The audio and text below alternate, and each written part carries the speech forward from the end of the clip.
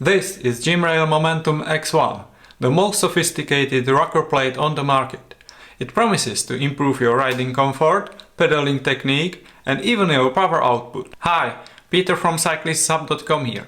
When Gymrail asked me whether I was interested in reviewing their system, I couldn't resist.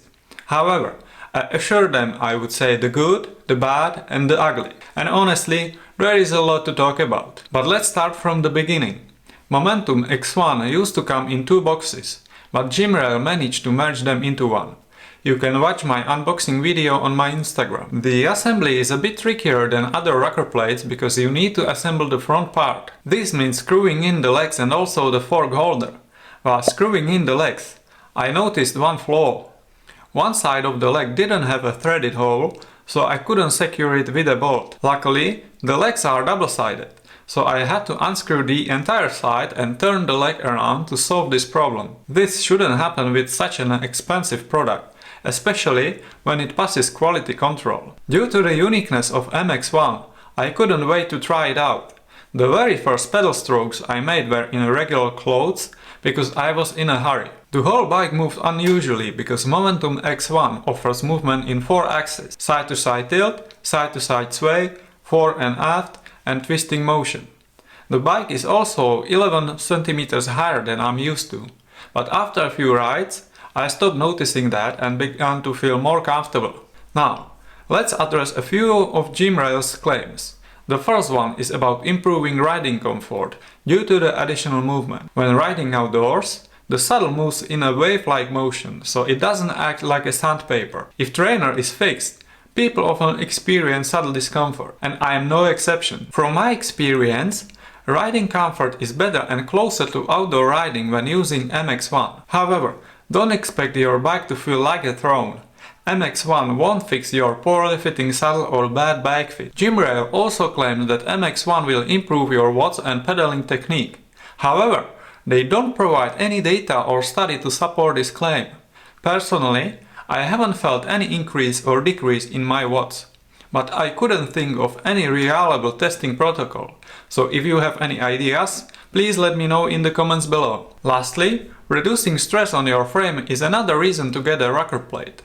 Even though today's carbon frames are tested to withstand larger forces, this benefit can't be denied. Overall, riding on Momentum X1 is more enjoyable than on a static trainer, especially when riding out of the saddle or during sprints.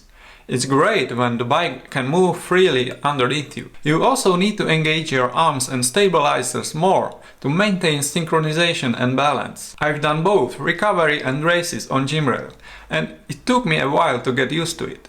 I experimented mainly with settings, and there are plenty of them. Firstly, you can swap the soft springs for harder ones.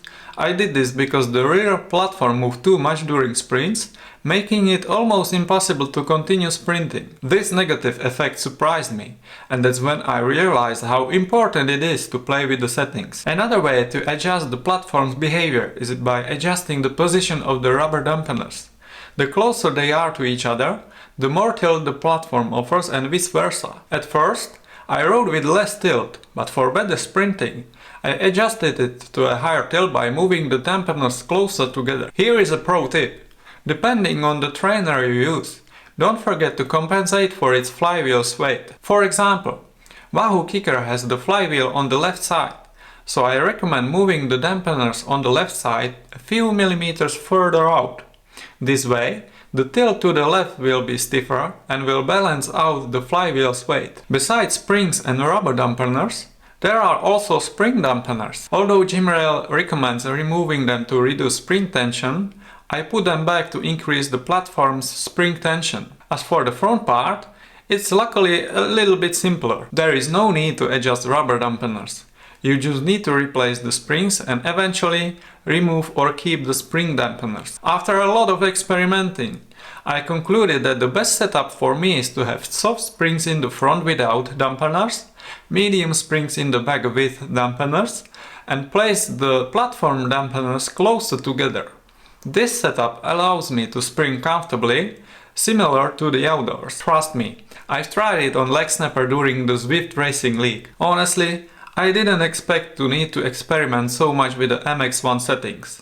I thought assembling it and riding in any setting would be fine.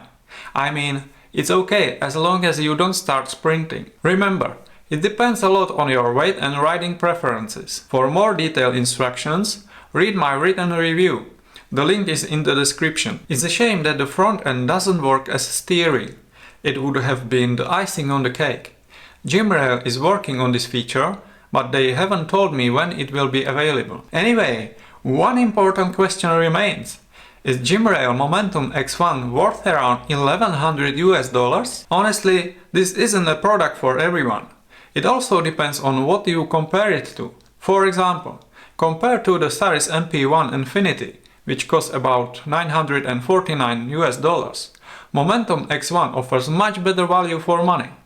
On the other hand, it's still an accessory at the price of a high-end smart trainer.